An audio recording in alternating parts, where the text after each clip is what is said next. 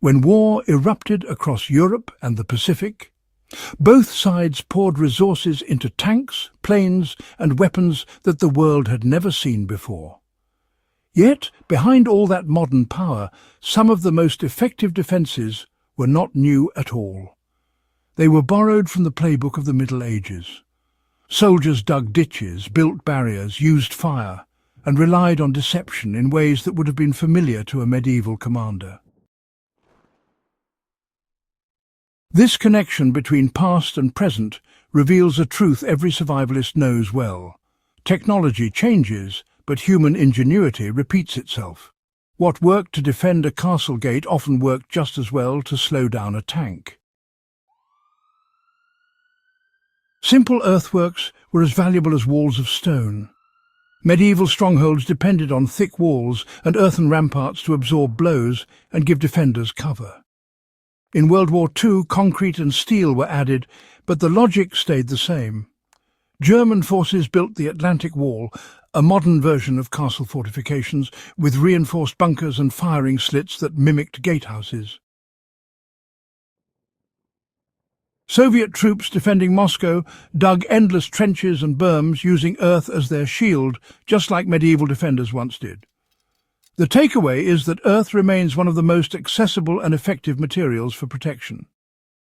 A farmer or homesteader today can build simple berms to stop erosion, create windbreaks, or form protective barriers around key areas. You know, the same principle of piling and compacting soil that shielded soldiers from shells can even today shield crops or structures from the elements. It's kind of remarkable how this simple idea keeps proving its worth time and again. Moats and ditches, well, they returned in the form of anti-tank traps.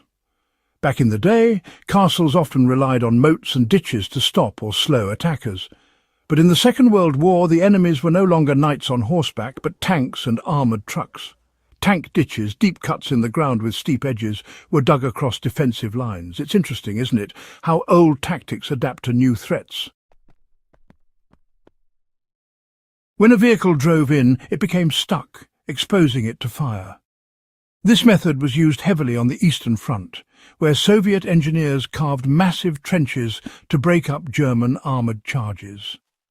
Quite an effective, if brutal, way to halt an advance, really. For modern land use, this principle has, well, some surprising applications. A ditch can redirect floodwater, prevent vehicles from trespassing, or even channel livestock. It demonstrates that shaping the ground to control movement is just as valuable today as it was in both medieval and World War II battlefields. Stakes and barriers, never lost their power. In the Middle Ages, sharpened stakes planted in the ground could turn a cavalry charge into utter chaos. In World War II, the idea resurfaced in dramatic fashion. On beaches from Normandy to the Pacific, defenders hammered angled stakes into the sand, sometimes tipped with explosives, to destroy landing craft before they ever reached shore. In open fields, wooden or steel obstacles blocked tanks and forced them into narrow paths where defenders were waiting. For anyone studying survival or land defence today, stakes and barriers still hold value.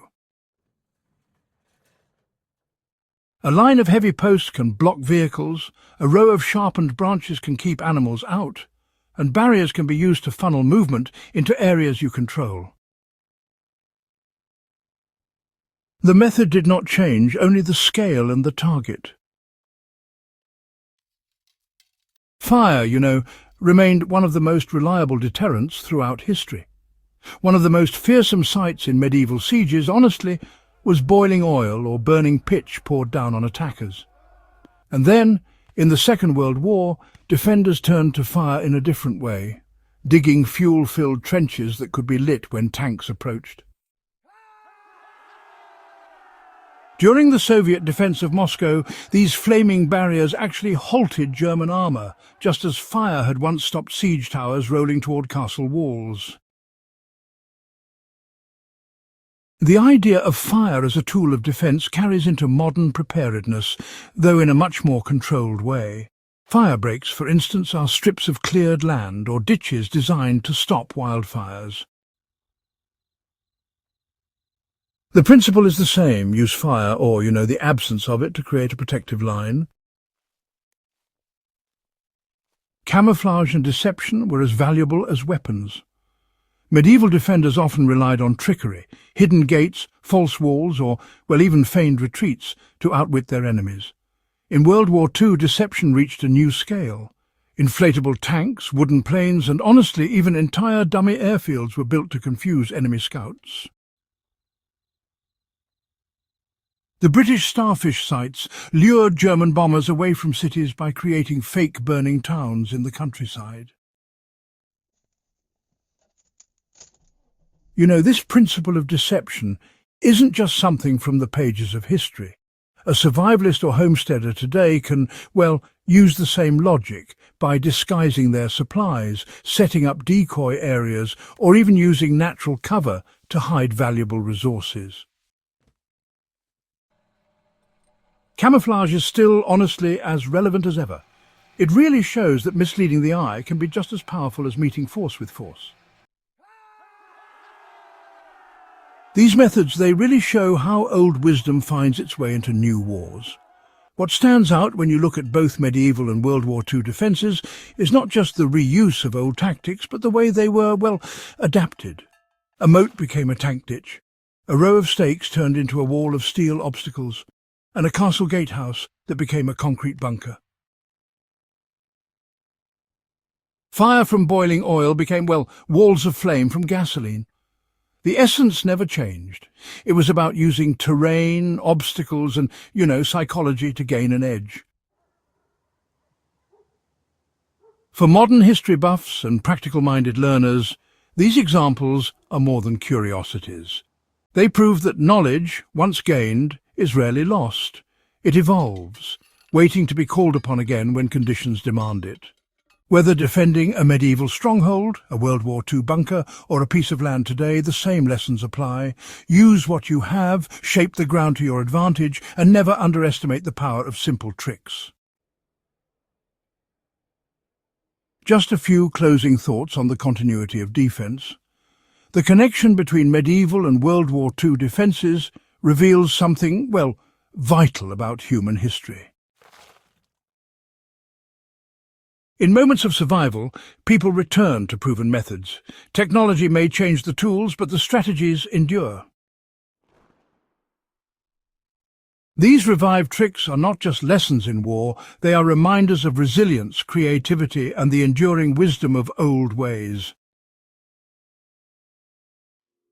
If you value these deep dives into history and survival knowledge, make sure to subscribe to Backyard Wisdom and share this video with others who appreciate the lessons of the past. The old world still speaks, and its wisdom is waiting to be put to use.